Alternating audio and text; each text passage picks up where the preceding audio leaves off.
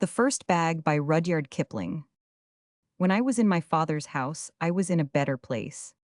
Hey, were putting Punch to bed the Aya, and the Hamel and Mita, the big surdy boy with the red and gold turban Judy, already tucked inside her Mosquito curtains, was nearly asleep. Punch had been allowed to stay up for dinner. Many privileges had been accorded to Punch within the last 10 days, and a greater kindness from the people of his world had encompassed his ways and works, which were mostly obstreperous. He sat on the edge of his bed and swung his bare legs defiantly. 144. Punch Baba going to Bailo, said the Ayah suggestively. No, said Punch. Punch Baba wants the story about the Rani that was turned into a tiger. Mita must tell it, and the Hamel shall hide behind the door and make tiger noises at the proper time. But Judy Baba will wake up, said the Ayah. Judy Baba is waking, piped a small voice from the Mosquito curtains. There was a Rani that lived at Delhi. Go on, Mita, and she fell asleep again while Mita began the story. Never had Punch secured the telling of that tale, with so little opposition. He reflected for a long time.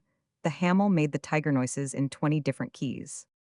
Top, said Punch authoritatively, why doesn't T Papa come in and say he's going to give me put-put? Punch Baba is going away, said the Ayah, in another week. There will be no Punch Baba to pull my hair anymore. She sighed softly, for the boy of the household was very dear to her heart. Up the Gouts in a train, said Punch, standing on his bed, all the way to Nasik where the Rani tiger lives. Not to Nasik this year, little Sahib, said Mita, lifting him on his shoulder, down to the sea, where the coconuts are thrown, and across the sea in a big ship. Will you take Mita with you to Belate? 145. You shall all come, said Punch, from the height of Mita's strong arms. Mita and the Ayah, and the Hamel and Binianth garden, and the Salam Captain Sahib Snakeman. There was no mockery in Mita's voice when he replied, great is the Sahib's favor, and laid the little man down in the bed, while the Ayah, sitting in the moonlight at the doorway, lulled him to sleep with an interminable canticle, such as they sing in the Roman Catholic Church at peril. Punch curled himself into a ball and slept.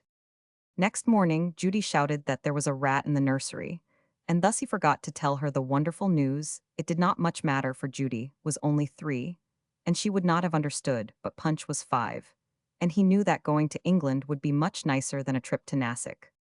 And Papa and Mama sold the brougham and the piano, and stripped the house, and curtailed the allowance of crockery for the daily meals, and took long counsel together over a bundle of letters bearing the Rocklington postmark. The worst of it is that one can't be certain of anything, said Papa, pulling his mustache. The letters in themselves are excellent, and the terms are moderate enough. The worst of it is that the children will grow 146 up away from me. Thought Mama, but she did not say it aloud. We are only one case among hundreds, said Papa bitterly. You shall go home again in 5 years, dear. Punch will be 10th then, and Judy 8. Oh, how long and long and long the time will be, and we have to leave them among strangers. Punch is a cheery little chap, he's sure to make friends wherever he goes. And who could help loving my Jew? They were standing over the cots in the nursery late at night, and I think that Mama was crying softly. After Papa had gone away, she knelt down by the side of Judy's cot. The Ayah saw her, and put up a prayer that the Mem Sahib might never find the love of her children taken away from her and given to a stranger. Mama's own prayer was a slightly illogical one. Summarized, it ran, let strangers love my children and be as good to them as I should be, but let me preserve their love and their confidence forever and ever. Amen. Punch scratched himself in his sleep, and Judy moaned a little. That seems to be the only answer to the prayer.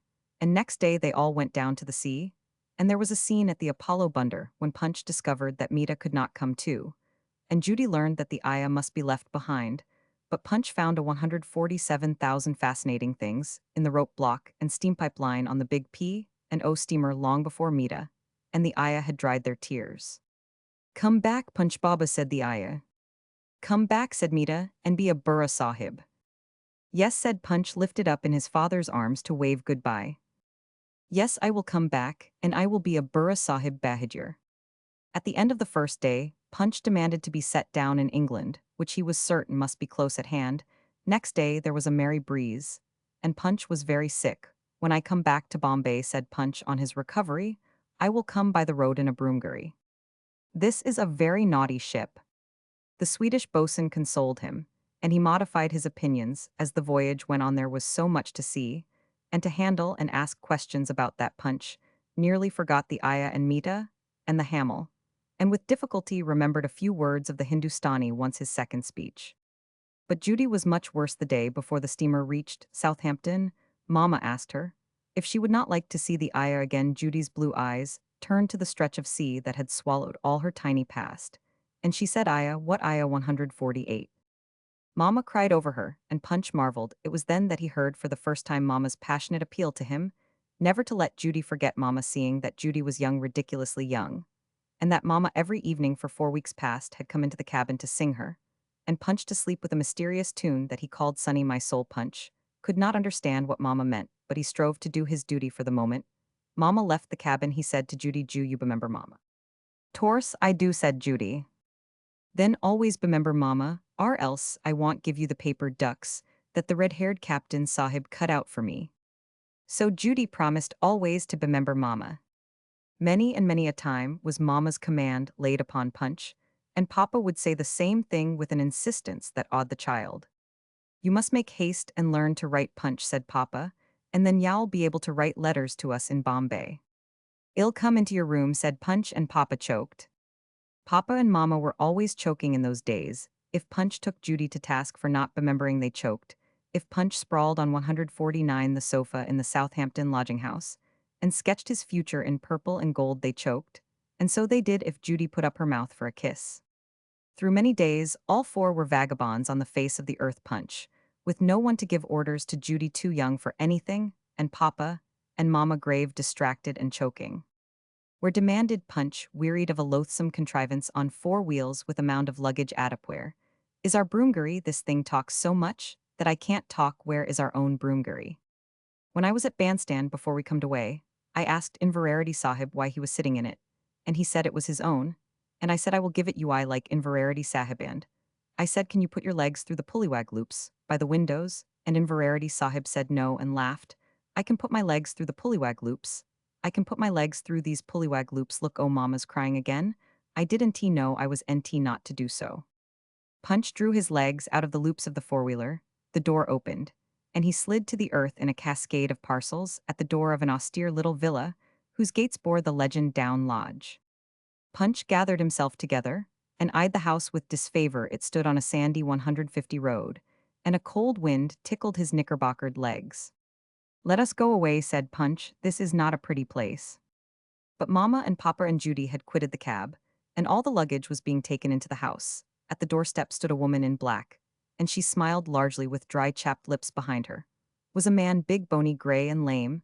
As to one leg behind him, a boy of 12, black-haired and oily in appearance. Punch surveyed the trio, and advanced without fear, as he had been accustomed to do in Bombay when callers came, and he happened to be playing in the veranda. How do you do, said he. I am Punch. But they were all looking at the luggage, all, except the gray man, who shook hands with Punch, and said he was a smart little fellow. There was much running about and banging of boxes, and Punch curled himself up on the sofa in the dining room and considered things. I don't like these people, said Punch, but never mind, well, go away soon. We have always went away soon from everywhere. I wish we was gone back to Bombay soon. The wish bore no fruit. For 6 days Mamma wept at intervals, and showed the woman in black all Punch's clothes a liberty, which Punch resented. But p'raps she's a new white ayah. He 151 thought I'm to call her Auntie Rosa. But she doesn't call me Sahib, she says just Punch. He confided to Judy, what is Auntie Rosa? Judy didn't know. Neither she nor Punch had heard anything of an animal called an ant. Their world had been Papa and Mamma, who knew everything, permitted everything, and loved everybody. Even Punch, when he used to go into the garden at Bombay and fill his nails with mold after the weekly nail cutting, because, as he explained between 2 strokes of the slipper to his sorely tried father, his fingers felt so new at the ends. In an undefined way, Punch judged it advisable to keep both parents between himself and the woman in black and the boy in black hair. He did not approve of them. He liked the gray man, who had expressed a wish to be called Uncle Harry. They nodded at each other when they met, and the gray man showed him a little ship with rigging that took up and down. She is a model of the brisk, the little brisk that was sore exposed that day at Navarino. The gray man hummed the last words, and fell into a reverie. I'll tell you about Navarino, Punch, when we go for walks together, and you must nt touch the ship, because she's the brisk. Long before that walk, the first of many was taken. They roused Punch, and Judy in the chill dawn of a February morning to say goodbye, and 152 of all people in the wide earth to Papa and Mama both crying this time. Punch was very sleepy, and Judy was cross. "Don't forget us," pleaded Mama. "Oh, my little son, don't forget us. And see that Judy remembers too." "I've told Judy to remember," said Punch, wiggling for his father's beard. "Tickled his neck. I've told Juditen for 11,000 times, but Jew s so young, quite a baby's and she." "Yes," said Papa, "quite a baby, and you must be good to Judy, and make haste to learn to write Anandand." Punch was back in his bed again, Judy was fast asleep, and there was the rattle of a cab below Papa, and Mama had gone away, not to Nasik, that was across the sea, to some place much nearer, of course. And equally of course, they would return. They came back after dinner parties, and Papa had come back after he had been to a place called the Snows, and Mama with him to Punch and Judy at Mrs. Inverarity's house in Marine Lines. Assuredly, they would come back again. So Punch fell asleep till the true morning, when the black-haired boy met him with the information that Papa and Mama had gone to Bombay, and that he and Judy were to stay at Down Lodge forever. Antarosa, tearfully app 153 appealed to, for a contradiction, said that Harry had spoken the truth, and that it behooved Punch to fold up his clothes neatly on going to bed. Punch went out and wept bitterly with Judy, into whose fair head he had driven some ideas of the meaning of separation.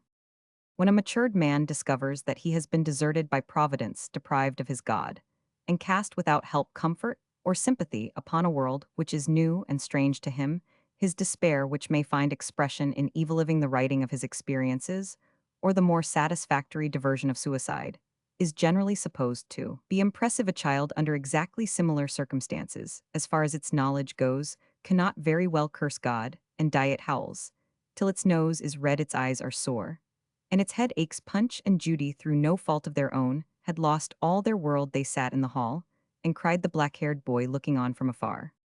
The model of the ship availed nothing, though the gray man assured Punch that he might pull the rigging up and down as much as he pleased. And Judy was promised free entry into the kitchen. They wanted Papa and Mama gone to Bombay, beyond the seas, and their grief, while it lasted, was without remedy. When the tears ceased, the house was very still. Aunt Rosa had decided it was better to let the 154 children have their cry out, and the boy had gone to school. Punch raised his head from the floor and sniffed mournfully. Judy was nearly asleep. 3 short years had not taught her how to bear sorrow with full knowledge.